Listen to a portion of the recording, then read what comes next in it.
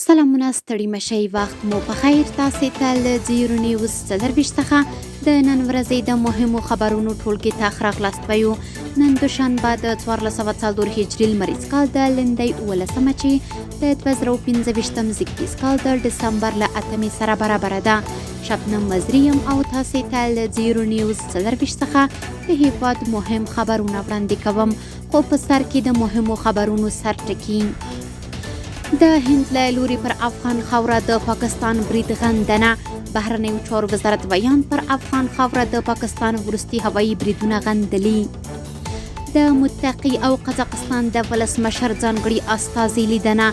دواړو لوریو ترمنځ د سیاسي او اقتصادي همکاریو پر لا پیاوړتیا او د سیمې د وروستي وضعیت په اړه خبرې شوي. او د لوړو زده کړو وزارت وزیر د ایران له قم او جامعه المصطفى پوهنتونونو او حوزې علمیه قم څخه لیدنه کړې ده. اوس هم بشپړ خبرونه. د هند بهرنیو چارو وزارت بیان پر افغان خاوره د پاکستان وروستي هوایي بریدونه غندلي.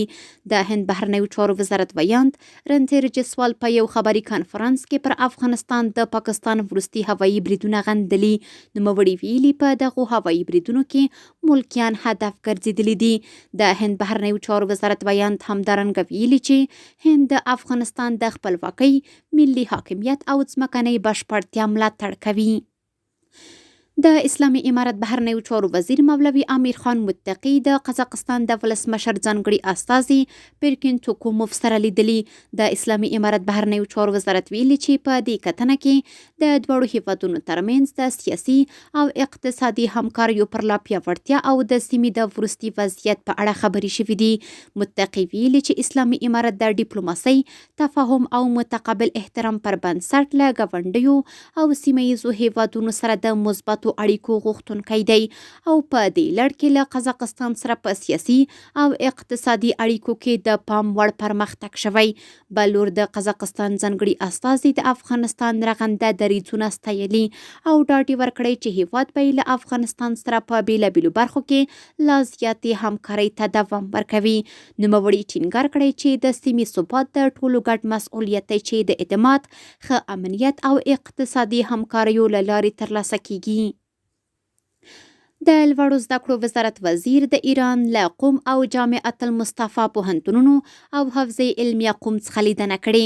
د لوړو زده کړو وزارت ویاند حافظ ضیاء الله هاشمي ویلي چې د یاد وزارت وزیر مولوي ندا محمد ندیم ایران ته د خپل رسمي سفر پر مهال د دغه هیواد په قم ښار کې له دوو سترو قم او جامعه المصطفى نړیوالو پوهنتونونو او حوزې علمیه قم څخه لیدنې کړي. نوموړي ویلي چې ندیم د یادو پوهنتونونو له رهبرۍ پلاوي او استادانو سره په ناسته کې د افغانستان او ایران ترمنځ د دوه اړخیزه علمي همکاریو پر زیاتوالي، متقابله تجربو شریکولو او همکارۍ په اړه خبرې کړې دي. دغه راز ایران له افغانستان سره په علمي ډګر کې د هر ډول همکارۍ ژمنه کړې ده. نن د ډسمبر 8 افغانستان لپاره د مصر غیر مقیم سفارت پخوانی مستشار محمد حلیم او د هغه ځایناستي محمد ممدوح اسلام آباد کې د اسلامي امارت سفیر سردار احمد شکیب سره لیدلي.